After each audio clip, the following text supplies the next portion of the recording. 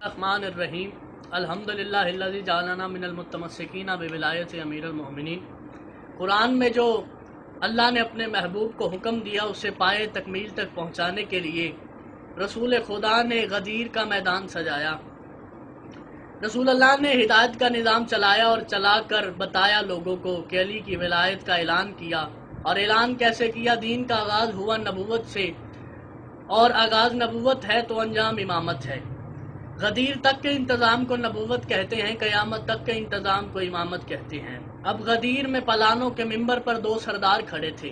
اب وہ دونوں سردار کیسے ہو گئے؟ ایک تو نبیوں میں آخر میں آیا ہے اور یہ اماموں میں پہلا ہے اور آتے ہی سردار ہے۔ تو سوال ہوا کہ جس طرح وہ نبیوں میں آخر ہے یہ بھی اماموں میں آخری ہونا چاہیے، یہ پہلا ہے اور آتے ہی سردار کیسے؟ تو آواز توحید آئی۔ غدیر میں فقط نبی کی محنت کا اعلان نہیں، ابو طالب کے کمال کا بھی اعلان ہے۔ اگر میں غدیر میں دونوں کو سردار بنا کر پیش نہ کرتا تو ابو طالب کی آغوش کا وزن ٹوٹ جاتا، کیونکہ ابو طالب نے دو بچے پالے، ایک نبیوں کا سلطان ہے اور ایک ولیوں کا سلطان ہے۔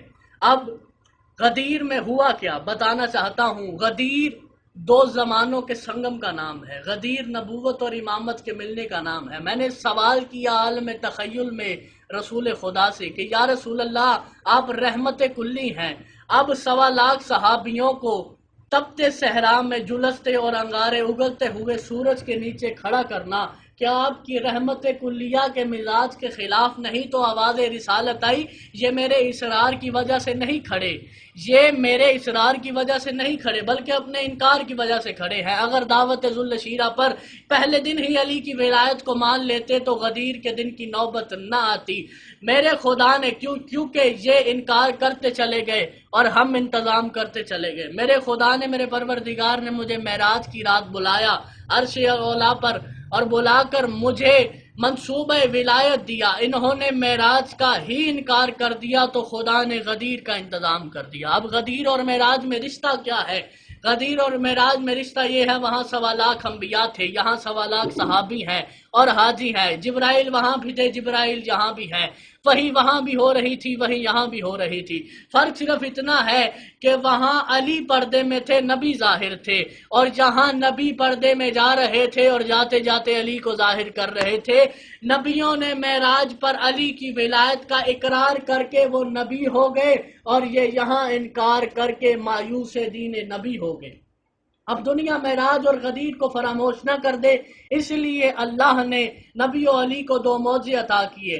اپنے محبوب سے کہا کہ محمد تو چاند کو 2 ٹکڑے کر دے تاکہ جب دنیا چاند کو دیکھے تو رات یاد آ جائے، رات یاد آ جائے تو معراج یاد آ جائے۔ اور علی بادشاہ سے کہا یا علی آپ سورج کو پلٹا دے تاکہ جب دنیا سورج کو دیکھے تو دن یاد آ جائے، دن یاد آ جائے تو غدیر یاد آ جائے۔ اب غدیر وہ منزل ہے جہاں پر آ کر اللہ اپنے محبوب سے کیے ہوئے وعدے کو بھی فراموش کر دیتا ہے۔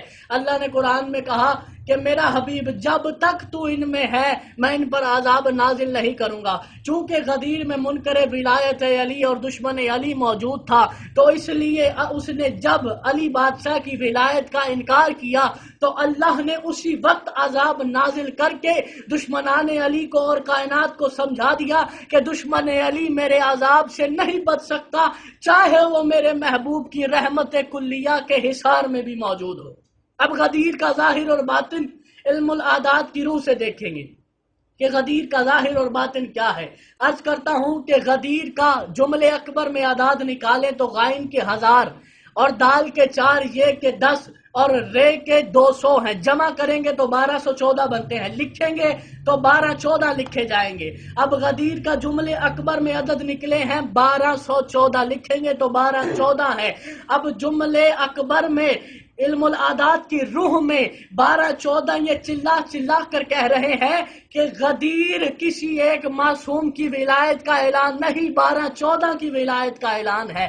اور اگر جملے اصغر میں لے کے جائیں گے غدیر کو، 1 اور 2 3 اور 1 4 اور 4 اور 4 کو جمع کریں گے بن جائیں گے 8 عدد، اور 8 عدد باطنی طور پر غدیر کا یہ مطلب نکال رہا ہے کہ جو غدیر کو مان لے گا اس پر جہنم کے 8 دروازے بند ہو جائیں گے اور اس کے لیے جنت کے 8 دروازے کھول دیے جائیں گے۔